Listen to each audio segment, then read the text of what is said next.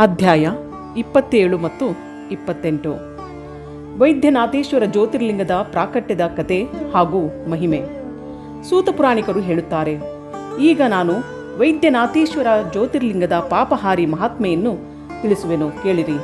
ರಾಕ್ಷಸ ರಾಜ ರಾವಣನು ಬಹಳ ಅಭಿಮಾನಿ ಮತ್ತು ತನ್ನ ಅಹಂಕಾರವನ್ನು ತೋರಿಸಿಕೊಳ್ಳುವವನಾಗಿದ್ದನು. ಪರಮೋತ್ತಮ ಕೈಲಾಸ ಪರ್ವತದಲ್ಲಿ ಭಕ್ತಿಯಿಂದ ಭಗವಾನ್ ಶಿವನನ್ನು ಆರಾಧಿಸುತ್ತಿದ್ದನು. ಕೆಲವು ಕಾಲ ಆರಾಧನೆ ಮಾಡಿದರೂ ಶಿವನು ಒಲಿಯದಿದ್ದಾಗ ಅವನು ಶಿವನ ಪ್ರಸನ್ನತೆಗಾಗಿ ಇನ್ನೊಂದು ತಪಸ್ಸನ್ನು ಮಾಡತೊಡಗಿದನು. ಪುಲಸ್ತ್ಯ ಕುಲನಂದನ ರಾವಣನು ಸಿದ್ಧಿಯ ಸ್ಥಾನವಾದ ಹಿಮಾಲಯದ ದಕ್ಷಿಣದಲ್ಲಿ ವೃಕ್ಷಗಳಿಂದ ತುಂಬಿದ ಕಾಡಿನಲ್ಲಿ ಒಂದು ದೊಡ್ಡ ಹೊಂಡವನ್ನು ಅಗೆದು ಅದರಲ್ಲಿ ಅಗ್ನಿಯನ್ನು ಸ್ಥಾಪಿಸಿದನು. ಅದರ ಪಕ್ಕದಲ್ಲೇ ಭಗವಾನ್ ಶಿವನನ್ನು ಸ್ಥಾಪಿಸಿ ಹವನವನ್ನು ಪ್ರಾರಂಭಿಸಿದನು. ಗ್ರೀಷ್ಮ ಋತುವಿನಲ್ಲಿ ಅವನು ಪಂಚಾಗ್ನಿಗಳ ನಡುವೆ ಕುಳಿತುಕೊಳ್ಳುತ್ತಿದ್ದನು.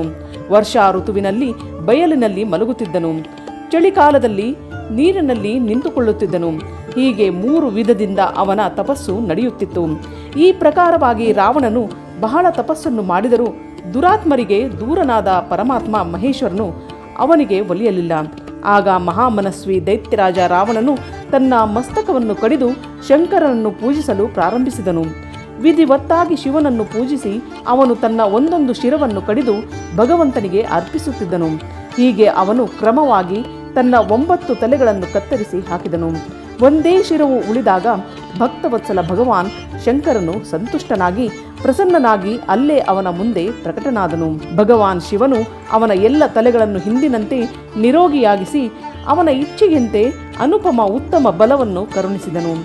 ಭಗವಾನ್ ಶಿವನ ಕೃಪಾ ಪ್ರಸಾದ ಪಡೆದು ರಾಕ್ಷಸ ರಾವಣನು ನತಮಸ್ತಕನಾಗಿ ಕೈ ಮುಗಿದು ಹೇಳಿದನು, ದೇವೇಶ್ವರನೇ, ಪ್ರಸನ್ನನಾಗು. ನಾನು ನಿನ್ನನ್ನು ಲಂಕೆಗೆ ಕರೆದುಕೊಂಡು ಹೋಗಬೇಕೆಂದು ಬಯಸುವೆನು. ನೀನು ನನ್ನ ಈ ಮನೋರಥವನ್ನು ಸಫಲಗೊಳಿಸು. ನಾನು ನಿನಗೆ ಶರಣು ಬಂದಿರುವೆನು.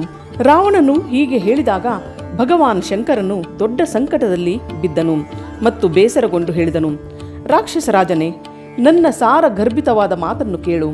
ನೀನು ನನ್ನ ಈ ಉತ್ತಮ ಲಿಂಗವನ್ನು ಭಕ್ತಿ ಭಾವದಿಂದ ನಿನ್ನ ಮನೆಗೆ ಕೊಂಡು ಹೋಗು.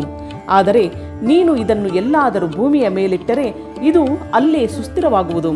ಇದರಲ್ಲಿ ಸಂಶಯವೇ ಇಲ್ಲ. ಇನ್ನು ನಿನ್ನ ಇಚ್ಛೆ ಇದ್ದಂತೆ ಮಾಡು. ಸೂತ ಪುರಾಣಿಕರು ಹೇಳುತ್ತಾರೆ, ಬ್ರಾಹ್ಮಣರೇ, ಭಗವಾನ್ ಶಂಕರನು ಹೀಗೆ ಹೇಳಿದಾಗ ರಾಕ್ಷಸ ರಾಜ ರಾವಣನು ಬಹಳ ಒಳ್ಳೆಯದು ಎಂದು ಹೇಳಿ ಆ ಶಿವಲಿಂಗವನ್ನು ತೆಗೆದುಕೊಂಡು ಮನೆಯ ಕಡೆಗೆ ಹೊರಟನು. ಆದರೆ ಮಾರ್ಗದಲ್ಲಿ ಭಗವಾನ್ ಶಿವನ ಮಾಯೆಯಿಂದ ಅವನಿಗೆ ಲಘು ಶಂಕೆಯ ಇಚ್ಛೆಯುಂಟಾಯಿತು. ಪುಲಸ್ತ್ಯ ನಂದನ ರಾವಣನು ಶಕ್ತಿಶಾಲಿಯಾಗಿದ್ದರೂ ಮೂತ್ರದ ವೇಗವನ್ನು ತಡೆಯದಾದನು. ಇದೇ ಸಮಯದಲ್ಲಿ ಅಲ್ಲೇ ಸನಿಹದಲ್ಲಿ ಒಬ್ಬ ದನಗಾಹಿಯನ್ನು ನೋಡಿ ಅವನಲ್ಲಿ ಬೇಡಿಕೊಂಡು ಆ ಶಿವಲಿಂಗವನ್ನು ಅವನ ಕೈಯಲ್ಲಿಟ್ಟು ತಾನು ಲಘು ಶಂಕೆಗಾಗಿ ಕುಳಿತನು. ಒಂದು ಕ್ಷಣ ಕಳೆಯುವಷ್ಟರಲ್ಲಿ ಆ ದನಗಾಹಿಯು ಆ ಶಿವಲಿಂಗದ ಭಾರವನ್ನು ತಡೆದುಕೊಳ್ಳಲಾರದೆ ಅದನ್ನು ನೆಲಕ್ಕೆ ಇಟ್ಟು ಬಿಟ್ಟನು. ಮತ್ತೆ ಆ ವಜ್ರಮಯ ಶಿವಲಿಂಗವು ಅಲ್ಲೇ ಸ್ಥಿರವಾಯಿತು. ಅದು ದರ್ಶನ ಮಾತ್ರದಿಂದ ಸಮಸ್ತ ಅಭೀಷ್ಟಗಳನ್ನು ಕೊಡುವುದು ಮತ್ತು ಪಾಪರಾಶಿಯನ್ನು ಕಳೆಯುವಂತಹುದಾಗಿದೆ. ಮುನಿಗಳೇ, ಆ ಶಿವಲಿಂಗವೇ 3 ಲೋಕಗಳಲ್ಲಿ ವೈದ್ಯನಾಥೇಶ್ವರ ಹೆಸರಿನಿಂದ ಪ್ರಸಿದ್ಧವಾಯಿತು. ಅದು ಸತ್ಪುರುಷರಿಗೆ ಭೋಗ ಮತ್ತು ಮೋಕ್ಷಗಳನ್ನು ಕೊಡುವುದು. ಈ ದಿವ್ಯ ಉತ್ತಮ ಶ್ರೇಷ್ಠ ಜ್ಯೋತಿರ್ಲಿಂಗದ ದರ್ಶನ ಪೂಜನದಿಂದ ಸಮಸ್ತ ಪಾಪವನ್ನು ಕಳೆದು ಮೋಕ್ಷವು ದೊರೆಯುವುದು. ಆ ಶಿವಲಿಂಗವು ಸಮಸ್ತ ಲೋಕಗಳ ಹಿತಕ್ಕಾಗಿ ಅಲ್ಲೇ ಸ್ಥಿತವಾಯಿತು. ಆಗ ರಾವಣನು ಭಗವಾನ್ ಶಿವನಿಂದ ಉತ್ತಮ ವರವನ್ನು ಪಡೆದು ತನ್ನ ಮನೆಗೆ ಹೋದನು. ಮನೆಗೆ ಹೋಗಿ ಆ ಮಹಾಸುರನು ಹರ್ಷದಿಂದ ತನ್ನ ಪ್ರಿಯ ಮಂಡೋದರಿಗೆ ಎಲ್ಲವನ್ನೂ ತಿಳಿಸಿದನು. ಇಂದ್ರಾದಿ ದೇವತೆಗಳು ಹಾಗೂ ಪುಣ್ಯಾತ್ಮರಾದ ಮುನಿಗಳು ಈ ಸಮಾಚಾರವನ್ನು ಕೇಳಿದಾಗ ಪರಸ್ಪರ ಮಾತನಾಡಿಕೊಂಡು ಆ ಜ್ಯೋತಿರ್ಲಿಂಗದ ಬಳಿಗೆ ಬಂದರು. ಅವರೆಲ್ಲರ ಮನಸ್ಸು ಭಗವಾನ್ ಶಿವನಲ್ಲಿ ನೆತ್ತಿತ್ತು. ದೇವತೆಗಳೆಲ್ಲರೂ ಆಗ ಅಲ್ಲಿ ಬಹಳ ಸಂತೋಷವಾಗಿ ಶಿವನನ್ನು ವಿಶೇಷವಾಗಿ ಪೂಜಿಸಿದರು. ಅಲ್ಲಿ ಭಗವಾನ್ ಶಂಕರನನ್ನು ಪ್ರತ್ಯಕ್ಷವಾಗಿ ದರ್ಶಿಸಿ ದೇವತೆಗಳು ಆ ಶಿವಲಿಂಗವನ್ನು ವಿಧಿವತ್ತಾಗಿ ಸ್ಥಾಪಿಸಿದರು ಮತ್ತು ವೈದ್ಯನಾಥ ಎಂದು ಹೆಸರಿಟ್ಟು ಅದನ್ನು ವಂದಿಸಿ ಸ್ತುತಿಸಿ ಅವರು ಸ್ವರ್ಗಲೋಕಕ್ಕೆ ಹೋದರು. ಋಷಿಗಳು ಕೇಳಿದರು, ಸೂತ ಪುರಾಣಿಕರೇ, ಆ ಶಿವಲಿಂಗವು ಅಲ್ಲೇ ಸ್ಥಿತವಾಯಿತು ಹಾಗೂ ರಾವಣನು ತನ್ನ ಮನೆಗೆ ಹೋದ ಮೇಲೆ ಅಲ್ಲಿ ಯಾವ ಘಟನೆ ನಡೆಯಿತು, ಇದನ್ನು ತಾವು ತಿಳಿಸಿರಿ. ಸೂತ ಪುರಾಣಿಕರು ಹೇಳುತ್ತಾರೆ, ಬ್ರಾಹ್ಮಣರೇ, ಭಗವಾನ್ ಶಿವನಿಂದ ಉತ್ತಮ ವರವನ್ನು ಪಡೆದು ಮಹಾಸುರ ರಾವಣನು ಮನೆಗೆ ಹೊರಟು ಹೋದನು. ಅಲ್ಲಿ ತನ್ನ ಪ್ರಿಯಗೆ ಎಲ್ಲವನ್ನು ತಿಳಿಸಿ ಅತ್ಯಂತ ಆನಂದವನ್ನು ಅನುಭವಿಸಿದನು. ಇತ್ತ ದೇವತೆಗಳು ಈ ಸಮಾಚಾರವನ್ನು ಕೇಳಿ ಈ ದೇವದ್ರೋಹಿ ಮಹಾದುಷ್ಟ ರಾವಣನು ಭಗವಾನ್ ಶಿವನ ವರದಾನದಿಂದ ಬಲವನ್ನು ಪಡೆದು ಏನು ಮಾಡುವನೋ ತಿಳಿಯದು ಎಂದು ಗಾಬರಿಯಾದರು. ಅವರು ನಾರದರನ್ನು ಅವನ ಬಳಿಗೆ ಕಳಿಸಿದರು.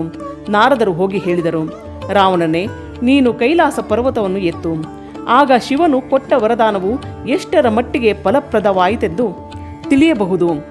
ರಾವಣನಿಗೆ ಇದು ಸರಿ ಎನಿಸಿ ಅವನು ಹೋಗಿ ಕೈಲಾಸವನ್ನು ಕಿತ್ತು ಎತ್ತಿದನು.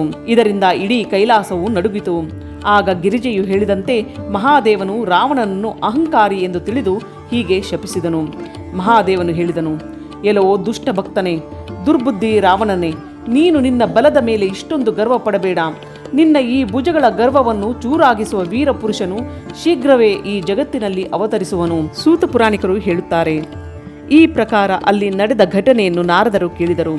ರಾವಣನು ಕೂಡ ಸಂತೋಷ ಚಿತ್ತನಾಗಿ ಬಂದ ಹಾಗೆಯೇ ತನ್ನ ಮನೆಗೆ ಮರಳಿದನು. ಹೀಗೆ ನಾನು ನಿಮಗೆ ವೈದ್ಯನಾಥೇಶ್ವರನ ಮಹಾತ್ಮೆಯನ್ನು ತಿಳಿಸಿದೆ.